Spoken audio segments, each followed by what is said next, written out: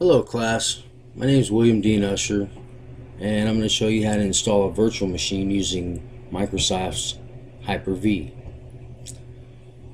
Now first what we're going to do is we're going to log into my remote desktop to my server,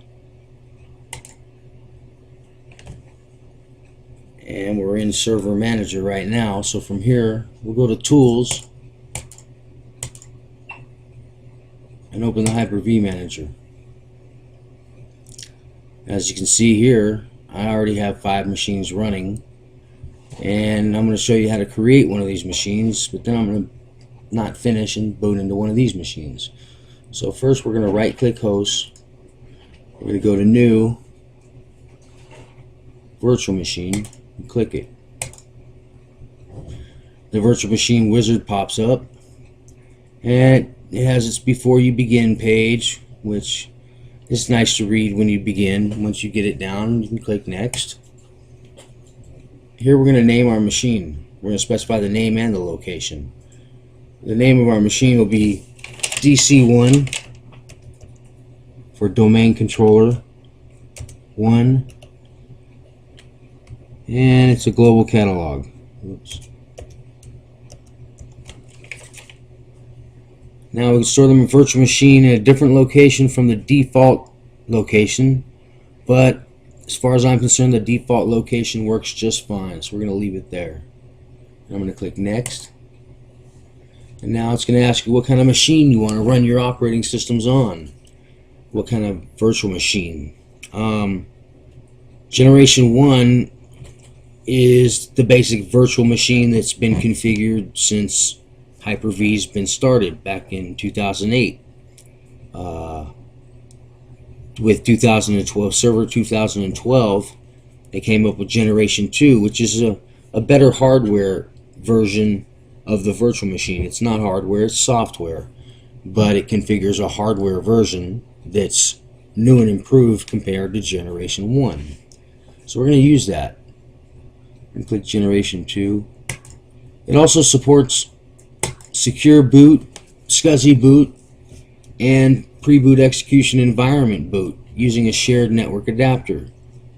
I just studied on this the last 2 days because I didn't really know what it was, and that's what I found out. It's a newer machine. It's a software version of a newer hardware version. Okay, so we'll click next. Here we configure our RAM, our memory. Our startup memory, we're going to leave it at 2 gigabytes, or we're going to put it to 2 gigabytes. And that's when the machine will start up. It'll use at least 2 gigabytes to start up. We're also going to use dynamic memory. What dynamic memory is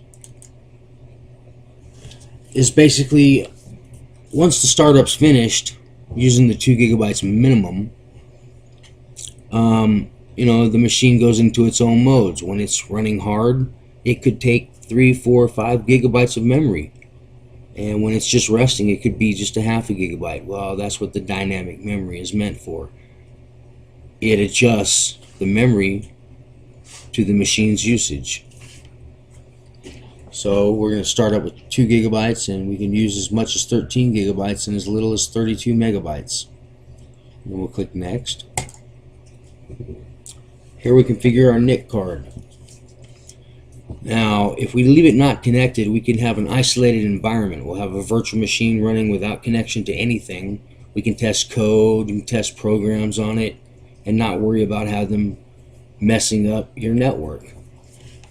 That's a test environment. We're not going to be in a test environment. We're going to hook up to our network. I have a virtual network set up, and we're just going to configure it right to it. So that's the one we'll use, the virtual switch. We'll click next.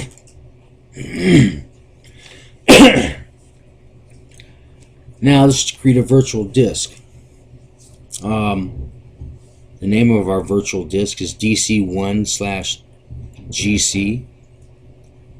The location is the public documents Hyper-V virtual hard disks, and the default size of the hard disk is 127 gigabytes. That's what we're going to stick it with. We'll keep with that. We'll use the virtual hard disk we're going to make up, and we'll click next. Now, since we use generation 2, we don't have a boot option where we use the disk. It's all network.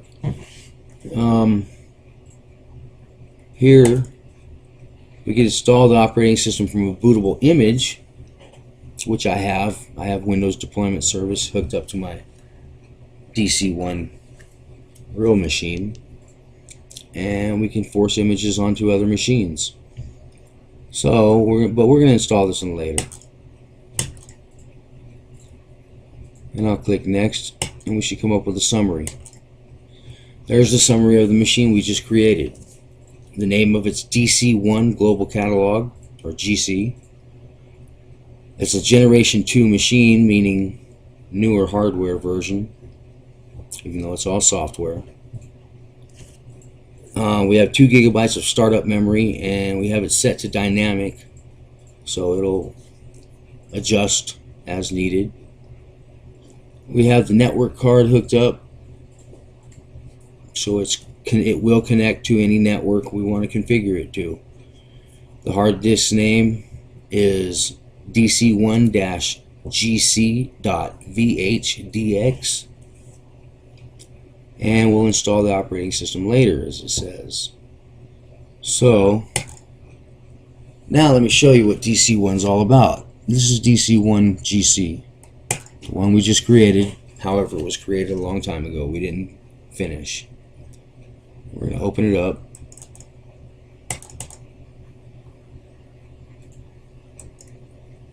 And sign in.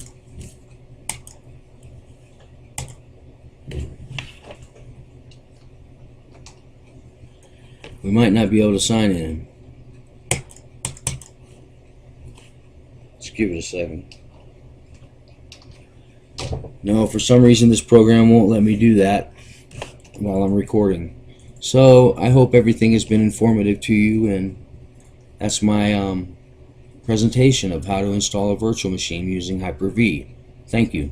Have a good day.